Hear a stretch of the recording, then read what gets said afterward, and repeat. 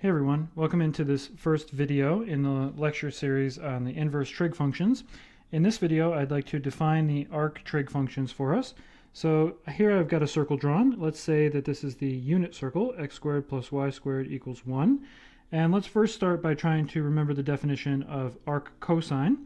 Remember, arc cosine is the inverse function for cosine. So let's first remember with our unit circle definition, how does cosine work? Well, cosine takes in an angle theta and it gives back the x value of the point of that angle. So we'll draw a picture here in a minute, but first of all, if the arc function is supposed to be the inverse function of cosine, the inverse cosine function, then we should be able to move this cosine to the other side, and the arc function must be defined as theta equals to arc cosine of x. And this is true, but we have to be a little careful. And so let's look at this picture now and see how careful we have to be. Remember that the x values in the unit circle have to vary, or are only allowed to vary, between these points. So -1 and 1 in the x direction. And if we pick any x value in between here, say this one, right? Then when we go and we try to actually find the angle that corresponds to this, we have at least two choices. We can go straight up, or we can go straight down, and then we could connect, right, either one of these points to the origin of our unit circle, and we can consider this to be our angle theta, we could consider this one to be our angle theta, or we could consider any equivalent angle. You can go around the unit circle many times, right, and as long as you stop with this endpoint, this terminal side, then you'll have an angle that's equivalent, at least its trig value is equivalent. So this is a problem, right? Because the arc function should only have one output. And the way that we solve this problem is we restrict for the cosine. We restrict, because we're going with x values for our inputs, we restrict our outputs to only be from the top half of the unit circle.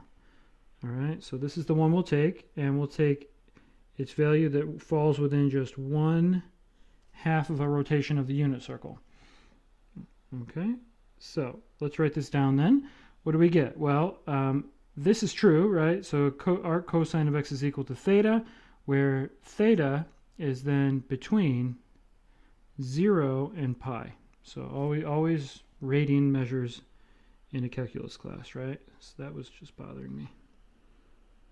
So there we go. So this is the angle theta that we get back from our arc cosine function.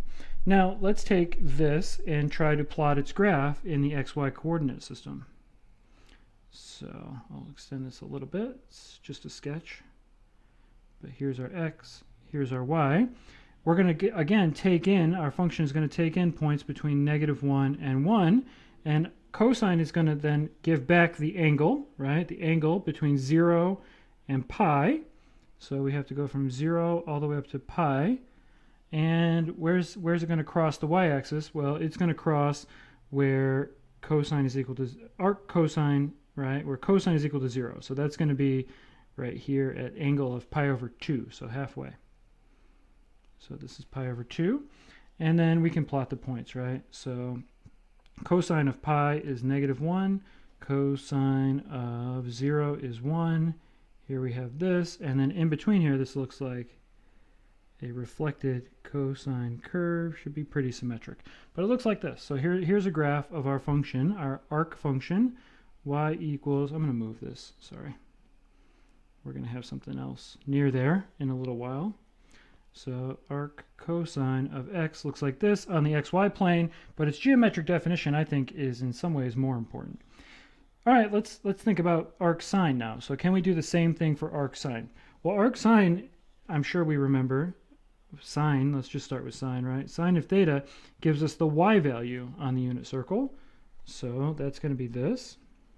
And now it's still going to vary from -1 to 1, but it's going to vary vertically. And we can see if we pick a y value up here, that if we restrict it to the top half of the circle, like we did for cosine, we would have a similar problem actually, right? Because there are two choices up here. There are two choices. Now you can probably guess that we want quadrant 1 to be involved, right? So we would like quadrant 1 to give us the proper angle. But obviously we can't have all these values be possibilities, because then our arc function would become multi-valued, and that would not be good. So arc sine of y is equal to theta. We needed to figure out what the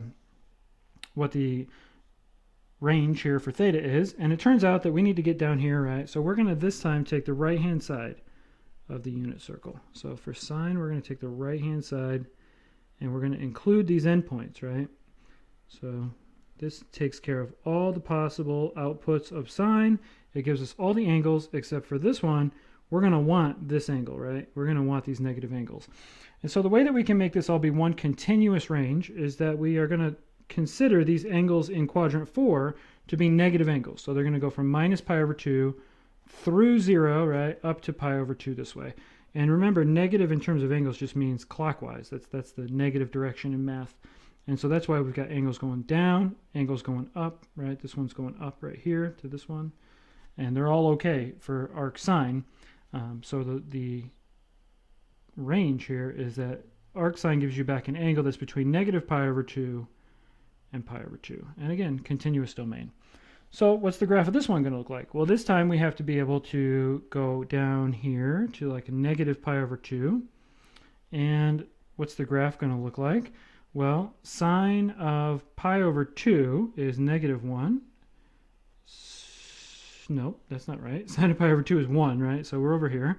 So here's a point in the graph. Sine of 0 is 0, and sine of negative pi over 2 is negative 1. And so this one comes something like this. Looks like a reflection of the sine graph like this. So this is y equals arc sine of, I'm going to write x here because x and y are in terms of the coordinate system here. Over here it's a y because of the way that the geometry works, right? Now notice for both of these, and we'll see this in the next video, we'll work out the derivatives for these, but notice that for both of these graphs, at the endpoints it appears that these become vertical, and indeed they should become vertical because these correspond to points on the actual graphs of sine and cosine where the derivative was horizontal, okay? And so these are the graphs of our arc functions. All right, well there's one more very important trig function that we can do geometrically here. We can draw a picture of. But before we do that, I just want to remind us of the two functions that are related to sine and cosine. These are the reciprocal functions. So I'm sure you remember that secant of theta is equal to 1 over x on the unit circle, and that's just 1 over cosine, right? And so you might think, well, we need another arc function for secant. So we need like an arc secant. But because of this relationship where here's an x, here's a 1 over x, right? These two are closely related. Cosine and secant are closely related.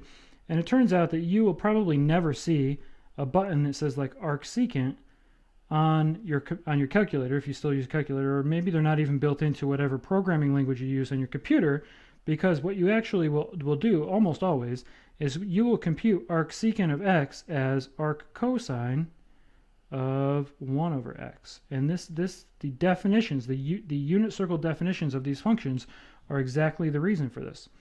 So you really don't need to know anything else, right? You need to know how arc cosine works, and then you can just plug in the reciprocal here for arc secant, right? Yeah, so you can now guess how cosecant is going to work, because it's the same, right? So the same thing here, our arc cosecant of y, we will compute by taking the reciprocal inside and applying the arc sine function to that reciprocal. So whenever you need an inverse secant or cosecant, you just use these two that we already know something about, and we're going to do calculus, a lot of calculus with these two. So no problem there. When I say these two, I mean they're arc functions, right? These ones. All right. Well, what's remaining then? Yeah, what's remaining is tangent, right? Remember that tangent is defined to be, so tangent of an angle theta is defined to be y over x in the unit circle definition. And one way to interpret this geometrically is, all right, if you were to draw the tangent line to the unit circle at this point right here, it extends vertically forever, right? It's a line. So this is the tangent line. This is where x is equal to 1. Then this ratio turns out to be just the y value if you were to extend this point, right? So let's say we look at this angle. there's the angle on our unit circle, right? So there's a theta. Then this height right here, it's about pi over 4, so it's close to 1, right? This height right here is the tangent of theta. So the height here, let's call this h, right? So this h is equal to the tangent of theta in this direction, right? So what's going to happen? Well, the arc function is going to take in a number on this line, so an h. It's going to take in a number on this line, goes from negative infinity to infinity, and it's going to give back an angle that connects, right, that point. So say we have this point right here. How are you going to compute the arc tangent of this number? Let's say this is negative 1.3. Well, you're going to connect this to the origin, right? You're going to find this point and you're going to measure this angle. That's going to be the output. All right, that's going to be the output. So what do we do then? Well, just like with arc sine, we're going to have to restrict to the right-hand side of the unit circle. The right-hand side, but this time we cannot include these endpoints, because you can imagine if you connect the origin through the endpoints, you just get this vertical line. You don't get this vertical. You'll never get a point on this vertical line, right? No matter how far out you go, you'll never get there. So these 2 points are not included. And what we end up with is that our arctangent, so theta, is equal to the arctangent of, I'm going to write, just for the sake of, I'm going to write h because of the way I've set this up, right? Arctangent of h. And theta is then by necessity strictly between, so theta is strictly between negative pi over 2 and pi over 2. Negative pi over 2 less than theta less than pi over 2. All right? So, and h here is all real numbers. So the domain of arctan is all real numbers, but the codomain, or the range in some sense, is strictly between negative pi over 2 and pi over 2. And the way that you get the graph, again, I hope that you remember this from Calc 1 or before, is you just reflect the one cycle of tangent, right? One cycle of tangent, you reflect. I drew this one way too high. The asymptotes are at pi over 2 and negative pi over 2. I drew that one through pi. So it should be right there.